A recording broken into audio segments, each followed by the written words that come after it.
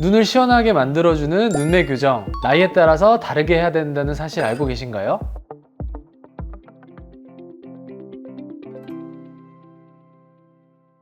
예쁨을 픽하세요. 에픽 성형외과 전문의 노영준 원장입니다. 눈매 교정이란 눈 뜨는 힘을 좋게 해서 좀 졸려 보이거나 개슴츠레 보이거나 아니면 눈 뜨는 힘이 약하신 분들을 시원하게 만들어주는 수술을 말합니다. 20대에게 눈매 교정을 권하는 이유는요, 보통 안검하수입니다. 그런데 20대에서 진짜 안검하수, 즉 진성 안검하수가 있으신 분들은 그렇게 많진 않습니다. 따라서 눈 뜨는 힘이 정상 범위에 있으신 분들도 더 눈을 잘 뜨게 됐을 때 더 아름다워진다면 눈매 교정을 권하게 됩니다. 또한 눈매 교정이 됨으로써 쌍꺼풀이 더 깊은 층에 잘 걸리게 되면 쌍꺼풀이 풀릴 수 있는 확률도 줄어드는 일석이조의 효과도 얻을 수 있습니다. 그런데 중년층의 눈매 교정은 이런 20대 젊은 층과는 좀 다르게 접근해야 하는데요. 젊은 층의 안검하수는 눈 뜨는 근육 자체가 약하거나 또는 눈 뜨는 근육을 주변 조직들이 방해해서 주로 생기게 됩니다. 반면에 노년층의 안검하수는 젊으실 때는 눈 뜨는 힘이 괜찮다가 점점 나이가 들면서 뜨는 힘이 약해졌다고 하시는 분들이 많은데요. 나이가 들면서 근막이 약해지고 건판과의 유착 자체가 느슨해지면서 생기는 현상입니다. 우리는 이런 것들을 노인성 안검하수라고 부릅니다. 따라서 이 느슨해진 건막을 건판에 정확하게 다시 유착시켜주는 수술이 필요합니다.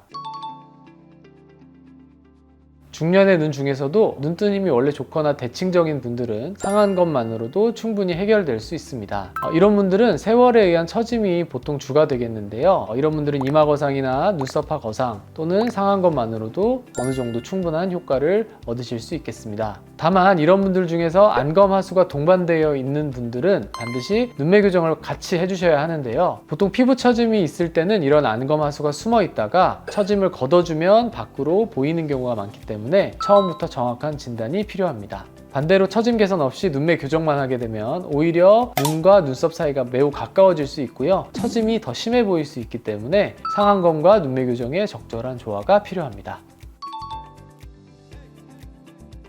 이거는 케이스 바이 케이스이기는 한데요. 일반적으로 50대 눈매 교정은 절개로 하시는 것이 맞습니다. 그 이유는 아까 말씀드렸다시피 20대 눈매 교정과 50대 눈매 교정이 기전이 다르기 때문인데요. 또한 50대의 경우에는 대부분 피부 처짐을 같이 동반하기 때문에 절개가 필요한 경우가 더 많습니다. 근데 그 20대 눈매 교정 제가 했어요. 네. 근데 50대 때는 또 할 필요가 있을까요? 20대 눈매 교정을 했어도 눈 근육은 계속 노화가 될 거고 아까 말씀드렸듯이 노인성 안검하수가 당연히 올 수 있고요. 안검하수가 오게 되면 당연히 50대에도 눈매 교정을 할 수 있습니다.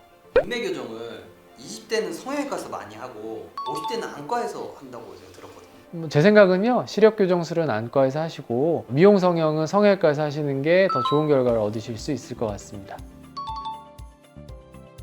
나이를 떠나서 굉장히 많은 효과를 얻을 수 있는데요. 먼저 당연하게 피곤해 보이는 인상을 좋게 만들어 드릴 수 있습니다. 그리고 눈 뜨는 힘이 좋아지기 때문에 아무래도 이마를 쓰는 것도 많이 좋아지기 때문에 이마 주름도 같이 개선될 수 있고요. 눈매 교정을 하게 되면 눈 자체가 초롱초롱해지고 밝은 눈빛으로 바뀌기 때문에 아무래도 좀 개슴츠레한 것보다는 젊어 보이는 인상을 얻으실 수 있습니다.